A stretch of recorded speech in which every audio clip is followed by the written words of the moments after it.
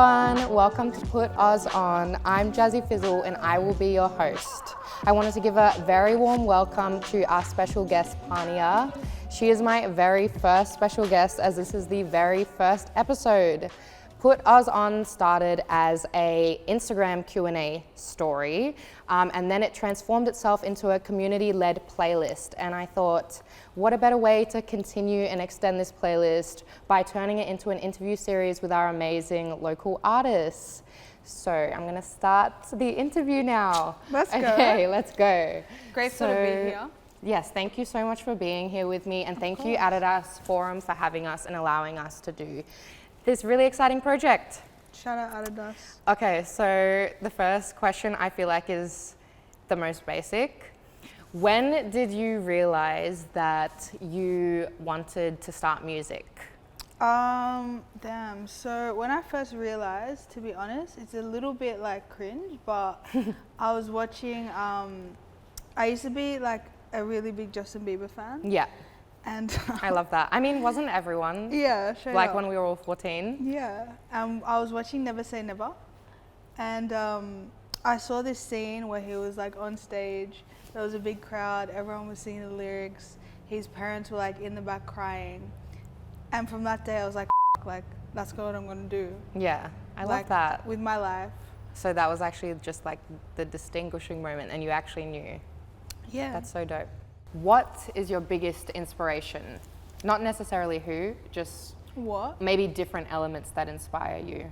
I feel like the people closest to me inspire me the most. Yeah.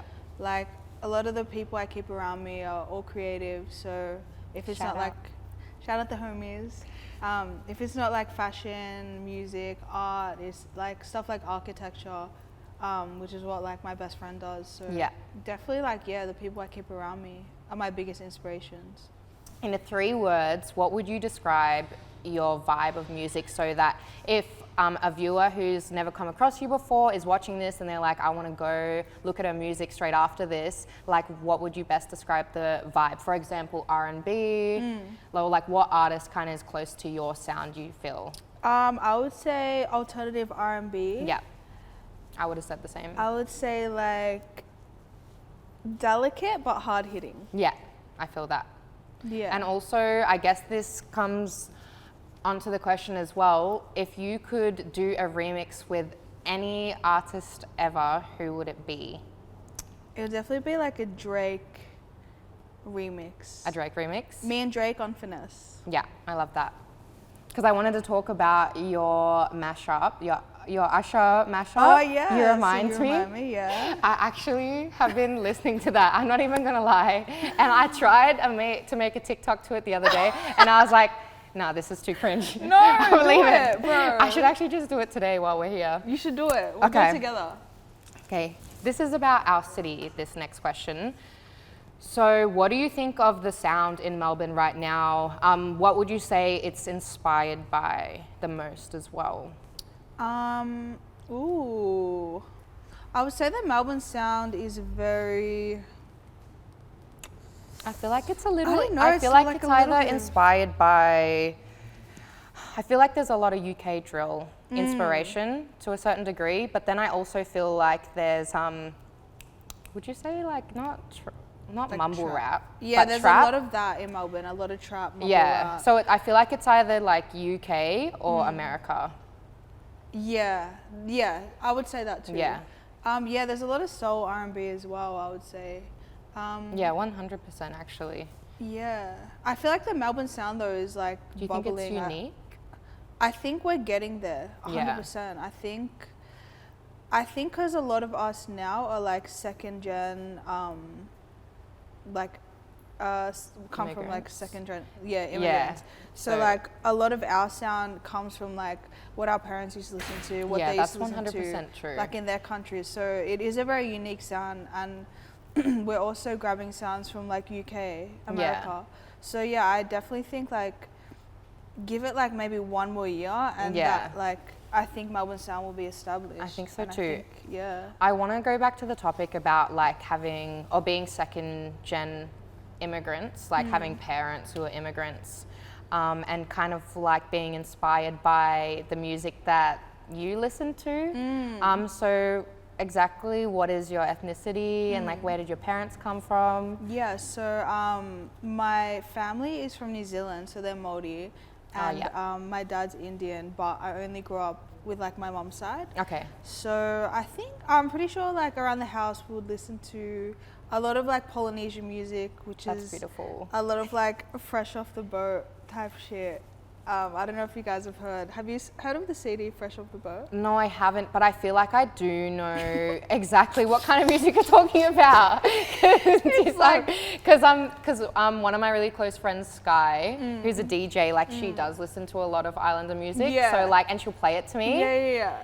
It's very like tropical, like like tropical vibes. Yeah. It kind of reminds me of like Hawaiian music. Yeah, it is. Yeah, no, I know 100%, exactly what kind of music you're talking about. That's really cute though. I like that's kind of like what you grew up around, because I think for me, my mum came from Indonesia, like she's Indonesian. Yeah. And my dad's Aussie, so I'm mixed like white and Indonesian. Yeah. The thing is, like, my mum didn't necessarily listen to a lot of traditional Indonesian music. Like, I grew up listening to like hip hop and R&B because like, I don't know if that was like necessarily a big thing in Jakarta, but it's definitely how like my mum's identity was shaped. And then it just directly shaped mine, you know? I just grew up listening to like a lot of that stuff. Yeah. No, same. Like every time the TV was on, it was always like 2000s R&B, like Gwen Stefani, like oh my god, the like So Fresh era. Yeah, bro, that was like what I grew up on. So Yeah. a lot of that was always played in my house. A lot of R&B, a lot of like Pink. Yeah, that era, like Paramore, Pink, Avril Lavigne. Yeah. No doubt. Those are Gwen the Stefani. times. Gwen Stefani. Yeah. No, I love that era. So where do you see yourself taking this? And also, do you feel like you're limited by staying here, or you know, like, how do you feel about staying in Melbourne? I see myself taking this like all the way. Like, I'm trying to be with like the people that I listen to now. Like, and I know that with the hard work that I put in, like it will happen 100%. Absolutely, and like manifestation as well. 100%, like just putting that into the universe. For sure. I think because of the way the Australian industry is set out at the moment, it might be a little bit hard to pursue all of that while staying here. Like you see a lot of acts go over to the US, but I would love to see the industry thrive here. Yeah, of course. Like, and you don't want to just like I just guess miss the opportunity to like allow the industry to go here, but also like, you know, you don't want to limit yourself, and you do want to be able to grow as quickly as possible. Definitely. Like, we don't make music for the areas, like we make music for the areas and for the world. Like, exactly, like to put us on. To put us on. No, I love that. That's amazing. I like that manifestation and just that mindset. Like, that's actually what's going to get you there. And like that puts us on to my next question about like not doing the 9 to 5 and, you know, why and what inspires you. I mean, we just said what inspires you, but you know, like, is there anything else behind that? I don't know. I guess it's just like since I was a kid, I've always just seen like the 9 to 5 and been like, damn, like how could you do that? Like, that's so depressing. Like, I've always just seen it from that perspective since I was a kid. Yeah, I feel like I've been that way too. Yeah, and like, I don't know, seeing like our families move to a country where they just had to hustle to get like food on our plates, and we're just given this opportunity to actually do what we love. Yeah. So I'm like, I may as well take advantage of that. Yeah, because they didn't really get to do that. I love that so much as well. Yeah. And I think, like, I don't know about you, but sometimes like not having a full-time job and kind of not having that like comfortability of having like an income or just kind of that monetary element can be really frustrating sometimes, but like it's worth it for me because like I've always known that I want to be a creative, and I just know that like for me it's not even about the money. Of course. And like, is it the same for you? I feel like of course it would be. I feel like the struggle is what drives everything. 100%. Yeah, like if everything was given to me, I probably wouldn't even bother like doing this. Like, what story am I gonna tell? You know? Yeah, like, I love that. I actually love that. But yeah, no, I love this. Like, I love like the hustle. The struggle it has it today is obviously like, it's not cute, but of course, even though our industries are slightly different, I guess we're both creative in a sense, and it can be challenging. Even just trying to just come up with our own ideas, or just, you know, be original. Like, we don't live by like guidelines. Like, we don't have someone telling us how to work or what to do. And sometimes that can be a challenge in itself. Yeah, of course. Like, I really got to like, even for music videos, I'm like, I need to like direct this now. But it's like, it's so exciting, and it's so, I don't know, I love living life like day by day, or like minute by minute, instead of exactly just like the same. planning everything out. And like, I remember saying the other day, like, including planning this moment right now, because like obviously I had to like put it together, and like got the whole team to help me direct it, and it was so stressful. And I was saying to Mum in the kitchen, I was like, God, it like everything's just so much right now. Like, I've just have so much going on. And my mum literally looked at me and was like, but you did this, like, isn't this what you wanted? And I was like, bro, yeah, it is what I wanted. Like, you're right. I feel that. Like we get what we want, and we're like, this is so stressful. overwhelming. And you're like, no, I asked for this. Like, yeah, exactly. Like, it's a blessing. And this actually puts us on to my next question that I wanted to talk about, because what's it like being someone that's shy and someone, you know, that has to be creative and kind of direct or do a photo shoot or put on a performance like you do? Do you feel like that you have an alter ego, or like, just how is it? Yeah, for sure. Like, I feel like it's daunting, but like at the start I was like hella nervous every time I had to perform. I used to get real bad anxiety. But I think it was just what made me kind of open up was just finding the right people to work with. Yeah. Because like, I think finding your team and people that you're confident with, like photographers, and they actually support, people that support you, like it's, your vision. It's just easy. Yeah, I love that. Yeah. I don't even know how you do it. Because like, I know that I do put on like an alter ego, like when I like do photo shoots and stuff, because it makes me feel confident, you know, and like, I'm a bit the same. Like, I do come across as extremely confident online, but I feel like in real life, a lot of it is just like, my energy is very like neutral, and I'm very calm. I have a very calm energy, and I think that people expect me to be really loud, and I'm just not. But it's just because like, I feel like I'm powerful when I'm creating. Of course. And that's what people see. Yeah. So I feel that way too. But I wanted to also talk about how important it is to have your team around you, and also how that's kind of inspired your fashion or any aspect of what you do in a way. Definitely. Yeah, I think it's super important just finding the right people to work with. I think that's what takes like something basic to something extraordinary. I agree. Yeah, I think it's super important, you know, like the energy put in when it's with people you don't know versus like people that you've built relationships with. Is just so different. Like, it takes something basic to something extraordinary. Yeah.